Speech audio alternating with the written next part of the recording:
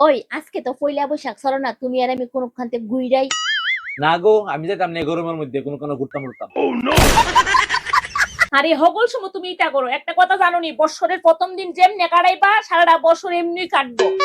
হ্যাঁ ও কিতা, তাহলে একটা কাজ করো, তুমি তোমার বাহার হইতে গিয়া ঘুরে আইও। হ হ, এটাও তুমি ঠিক।